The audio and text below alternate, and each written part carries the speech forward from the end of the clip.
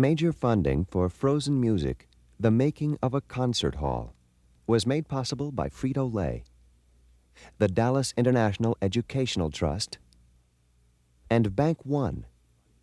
Additional funding has been provided by American Airlines.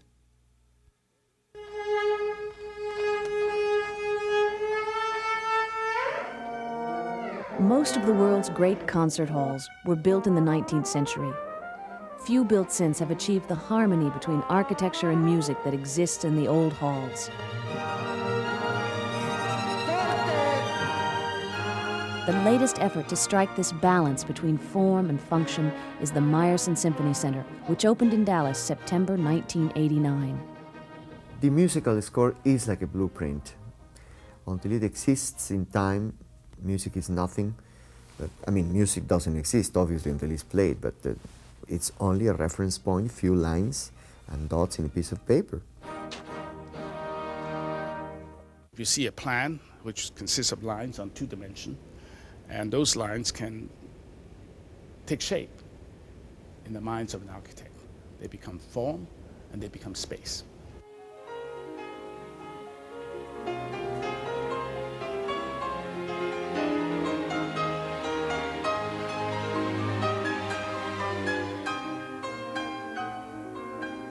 I feel that I.M. Pei has captured a spirit. He's bringing order and giving architectural design to something as intangible as music. Goethe says, "I have found among my papers a sheet in which I call architecture frozen music."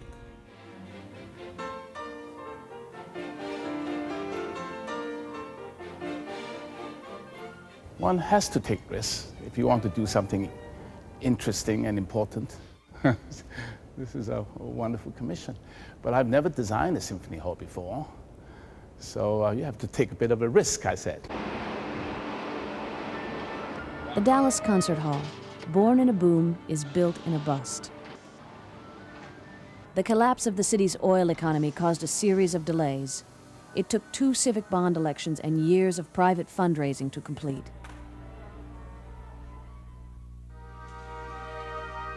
Verdi's Requiem is rehearsed inside as Eduardo Chiyida's monumental sculpture is installed outside.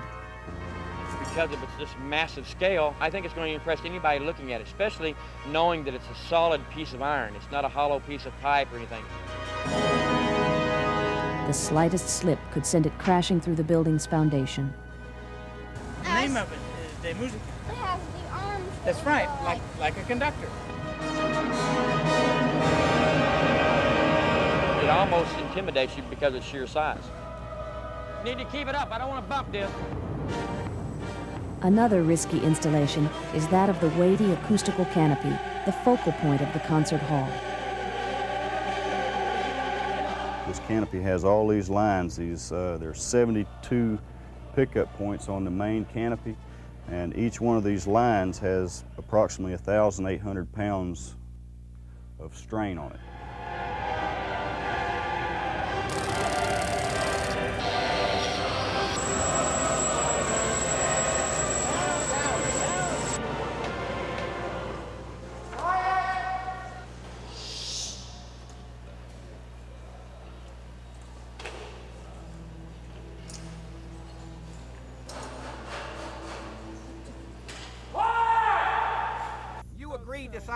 I did not agree ever to agree that. Get off our damn street then.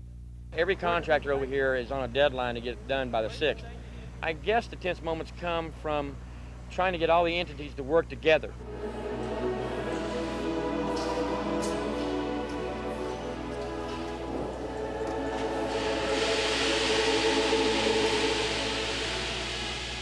His temper was short and our temper was very short because we had worked, say, for over a month without having a day off, and you know they come in and practice a few hours a day, and then they want complete silence.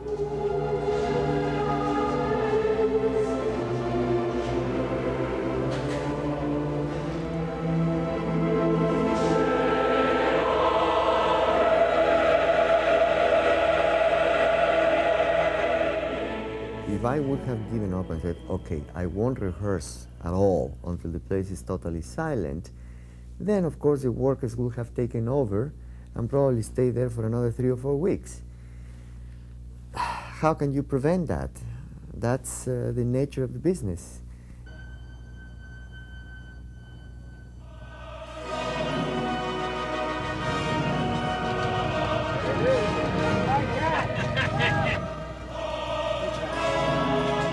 I knew we were going to get it in there.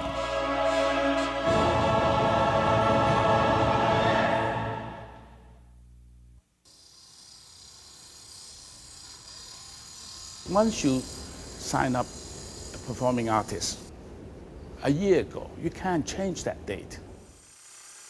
I think this is what makes this project so much more difficult to plan around. Interest in the Meyerson is worldwide. The international press gathers to learn more from Pei, the master of geometry. It's very easy to draw. When you have one vanishing point, it's very simple. 2, easy. 3, more complicated. But there's infinite vanishing points. It's very difficult, unless you conceptualize it, it's very difficult to draw it. You'll find that the concert hall is a rectangular shoebox. The conventional way would be to position the shoebox, say, perpendicular to Flora, which is the main street here, which makes the arts district. Somehow we didn't feel that that was correct, because this hall is a public building. And as it's the second public building in the arts district, we felt that it should have a dialogue with the first one, which is the Museum of Fine Arts. So that was then that we decided to rotate, to move the shoebox off the obvious axis and turn it at an angle toward downtown. You've got movement, and then you have to once again develop counter movements to bring it back into stability again. And that is the beginning of all the other steps that we take afterwards. It's a combination of forms that collide, shall we say, at this one point. They do collide here. The top portion is a segment of a sphere. What you see here, it's a part of a cone. These are all geometric forms, but they all join together at this one point. And this is why this space has that kind of unusual interest, for that reason. And it's not unexpected. We planned it that way, but none of us knew how exciting it would be until we actually saw it finish. I don't think one can distinguish detail from concept. They're all important. In the beginning is the concept, of course, but ultimately, when you complete the project, it's the details that finally make it.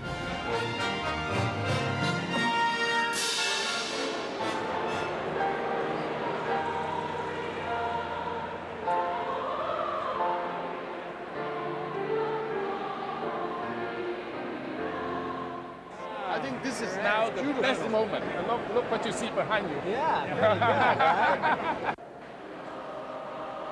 I think the most important thing to do here, of course, is to make music, not to make architecture. Whatever we do here will fail if it does not make wonderful music. The presence of the audience in the room is a major factor acoustically.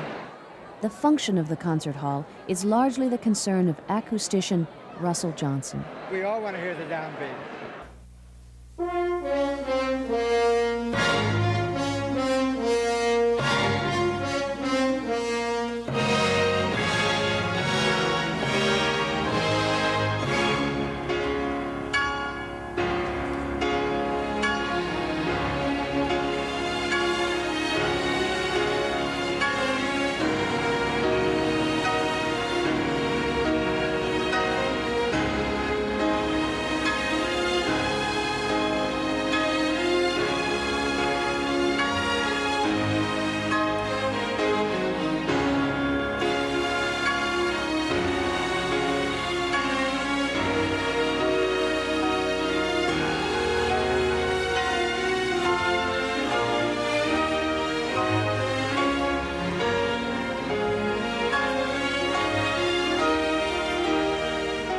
Each night when you go out on the stage, it's really the first time.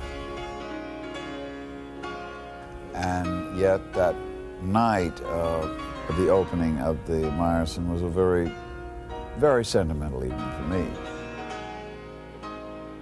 It was sentimental because I have known too many people who have wished for that hall. And I have known too many people who wanted it to be, worked so diligently for its materialization.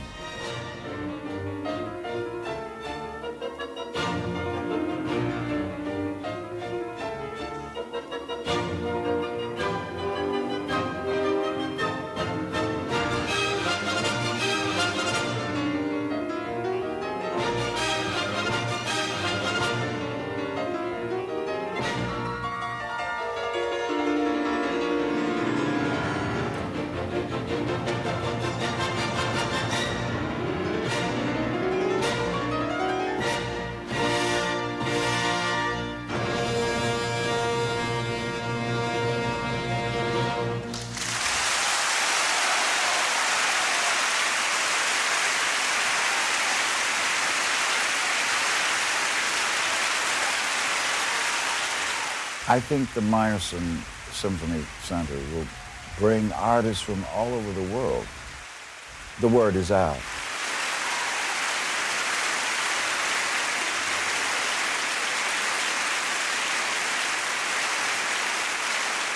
It works.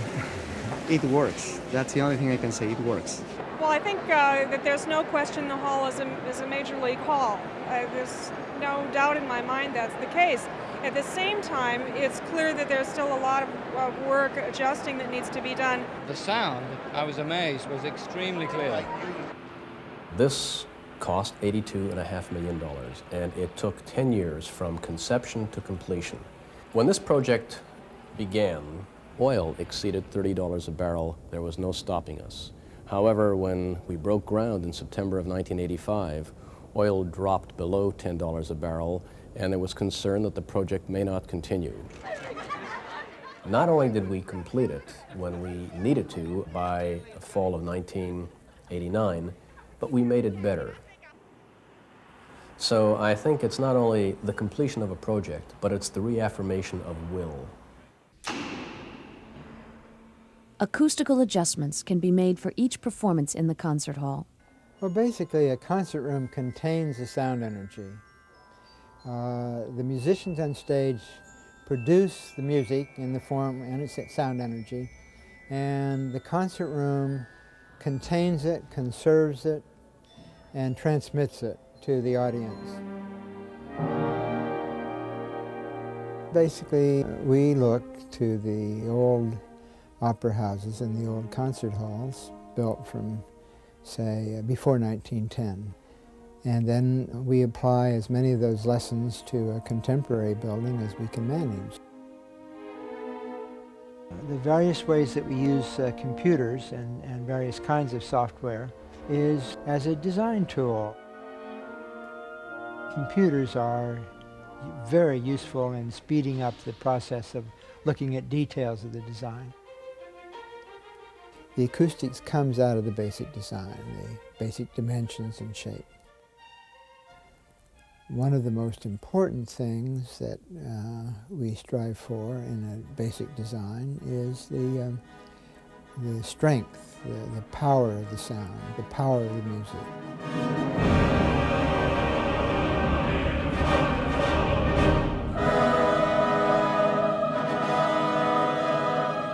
The wide scope of music played in concert rooms has always been immense, a tremendous range.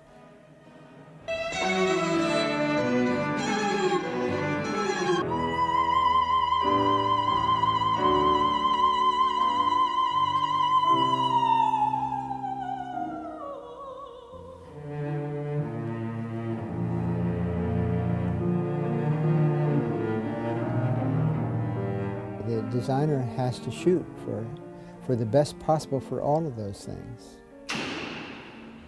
We have provided an extra cubage up at the top of the room. We call it the reverberance chamber. for choral concerts, these panels are opened so that the sound energy can come into this chamber and reverberate, and then moves back, that sound energy moves back into the concert room proper.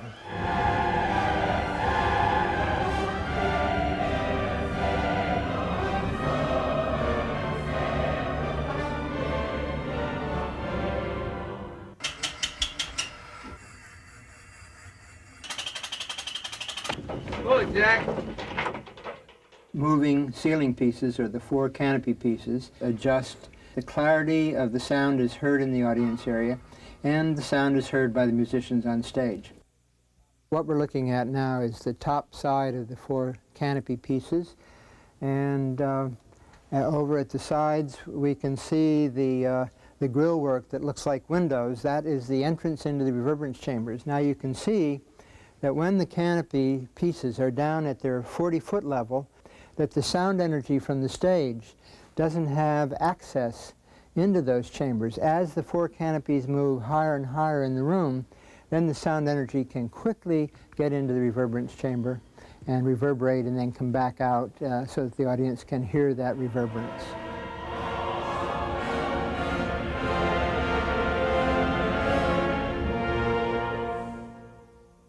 Being a Viennese, and having been told all the time in advance that one of the models for the chamber, for the acoustics of the chamber, was the Musikverein Saal in Vienna, this was of particular interest to me.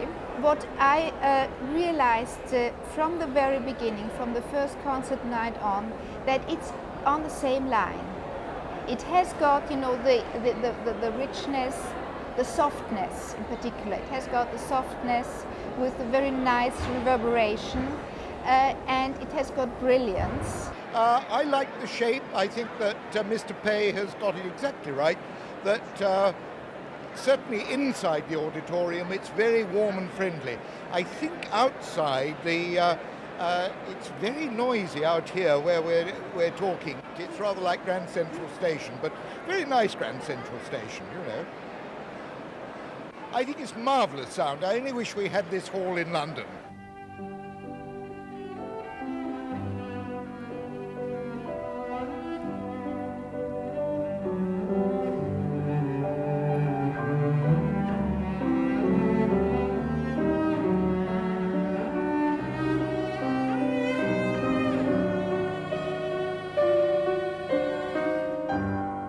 My religion, of course, first, that's God, but second, music.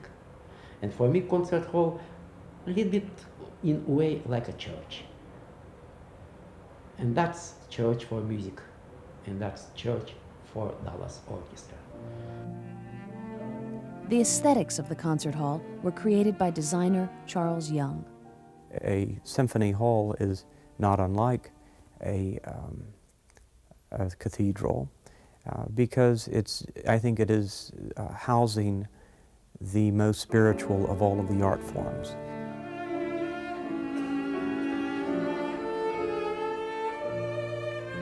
It is a space for contemplation, for reverie, where you are at rest and you are concentrating on the music in the room.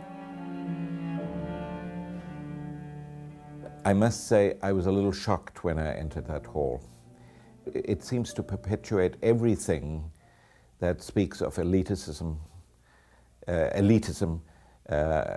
class divisions. It really looks back to the past in a more powerful way than any of the new halls that I've seen anywhere in the world in the last couple of decades. It's no more elitist than you would say that a cathedral is elitist. It is an elitist building in as much as you think of music, good music, as something to which only few can have access. The problem is who? Who are those who? What I'm trying to say is that there is a certain elite of spirit necessary to understand Beethoven, or to understand Brahms, or to understand Mahler.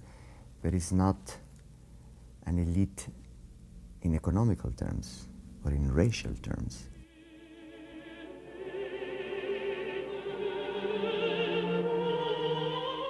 I find in most modern concert halls, I have to shut my eyes when I'm listening to the music because I find that the surroundings put me off the music. But here, I've had my eyes open. I've been looking around, I've been looking at the canopy, I've been looking at the beautiful onyx, I've been looking at all the wood around and thinking, yeah, this really complements the music. It really puts you in the right mood to listen.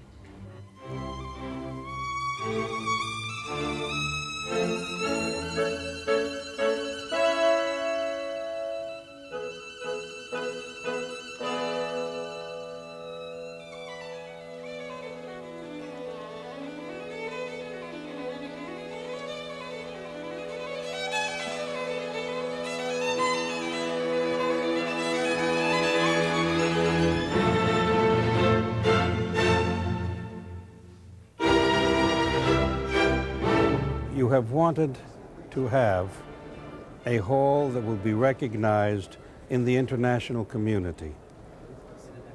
You have.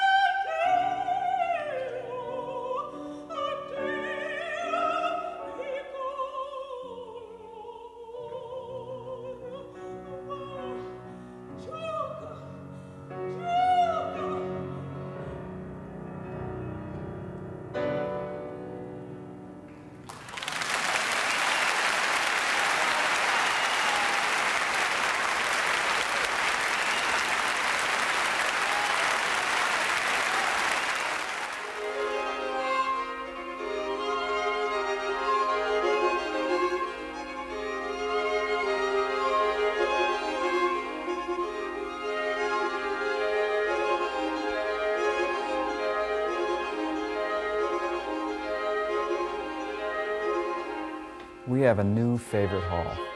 It's one of those rare places that we've found anywhere in the world where you have the sense that people really thought about the sound and the acoustics and the way musicians feel on the stage.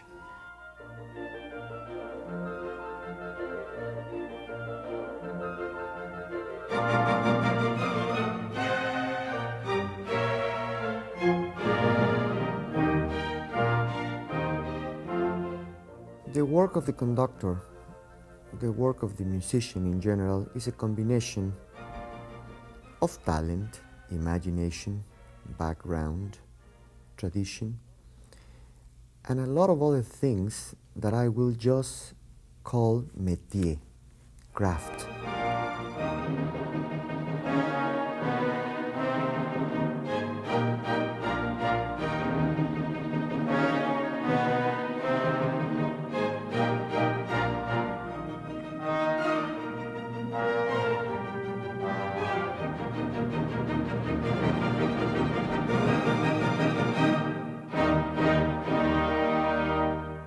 I think the business of architecture has been compared with, let's say, conducting music, but it's not entirely right. I think that the architect, to a certain extent, is also the composer. He has composed the pieces of a kind of urban symphony, a virtuoso piece of urban sculpture. He has put together a set of geometric elements, which is what he loves to do most of all, and make out of it not a traditional modern building, sort of tight and functional, but made out of it something grand, something almost as much in the Beaux-Arts tradition, which is usually, of course, implies classical buildings. Pei has married that tradition of Beaux-Arts, grand public monuments, with the modernist vocabulary, with these modern geometries.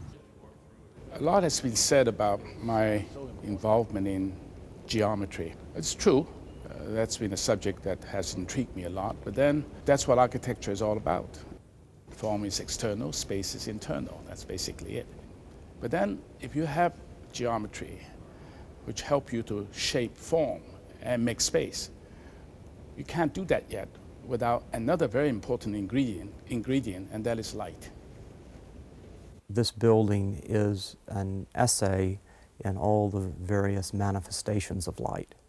Whereas the exterior of the building is an exercise in the play of sculptural forms in daylight, the interior, being a nighttime space, attempts to use all of the possible manifestations of artificial light.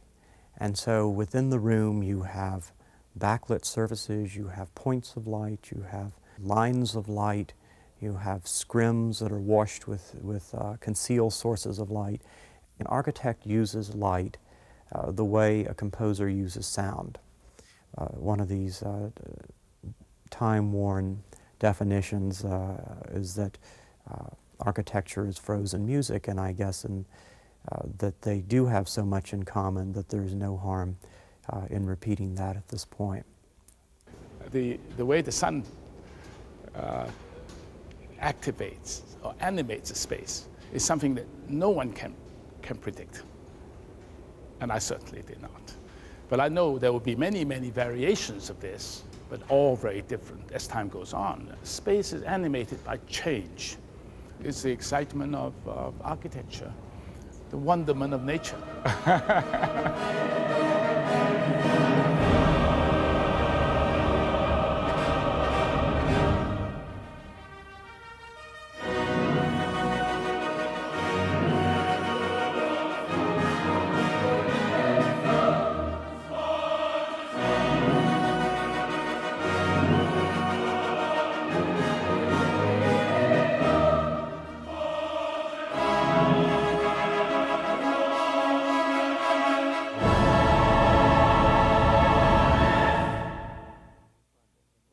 Major funding for Frozen Music, The Making of a Concert Hall, was made possible by Frito-Lay, the Dallas International Educational Trust, and Bank One.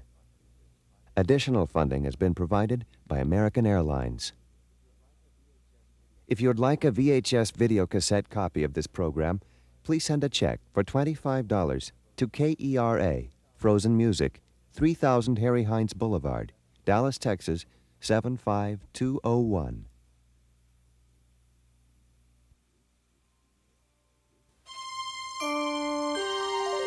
This is PBS.